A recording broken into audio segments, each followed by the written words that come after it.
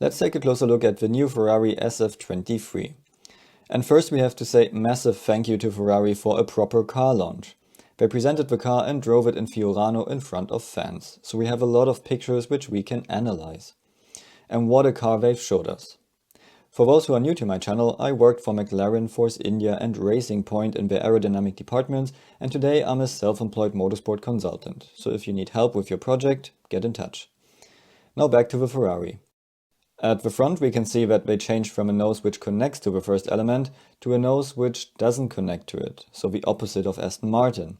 They showed us a prime example of a center-loaded wing which creates more outwash and lower pressure underneath the nose to drag clean air towards the center. They then used the skyhook connectors which Mercedes chose to not run last year because they were rated as illegal. Regulation 398, that time said, for primarily structural use, and it was argued that Mercedes' solution was primarily aerodynamic use to create more outwash. Now in December the FIA removed this part of the regulations, so it can be any use, and now we see it on the Ferrari. The next interesting area are the side pods. Ferrari uses a different concept as others and positions the lower side impact structure higher. It creates this ugly blister, but the advantage is that they can pull the floor down earlier without being restricted by the low-sitting tube. Ferrari has large side pods with an undercut, but not as extreme as others.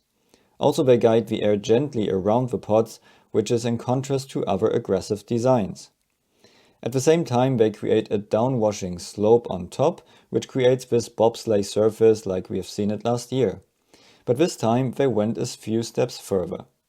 Already last year we talked about Ferrari smoke cooling outlets at the back and how they also use the suspension openings to reject heat. This year there's no real cooling exit that we can see at the back. Everything that sticks out is the bare gearbox. And that creates a clean and slim rear end like we haven't seen it anywhere else. The question is just, how does that work? So last year they had a small outlet in the center, suspension openings and a large set of louvers on top.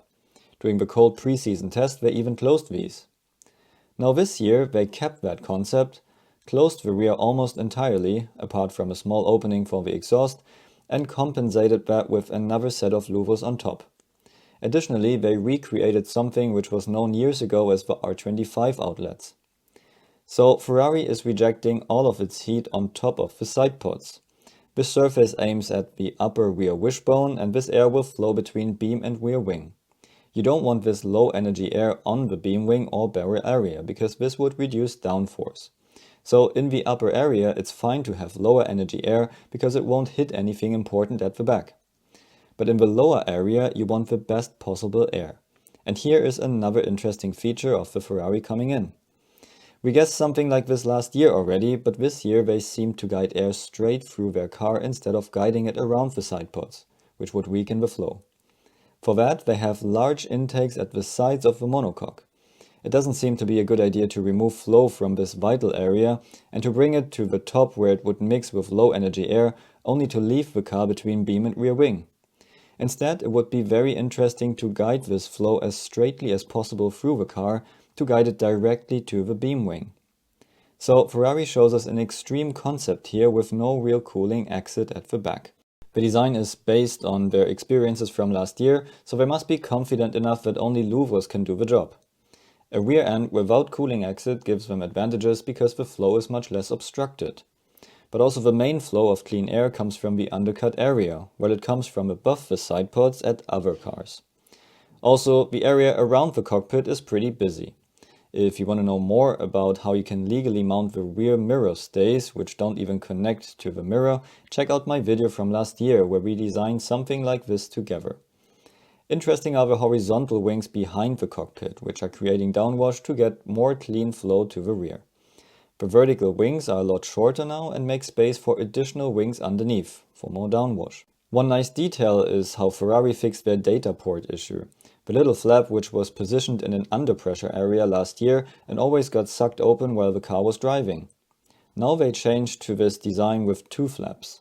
So they just plug it in and there is supposedly a joggle from inside which helps to keep it shut.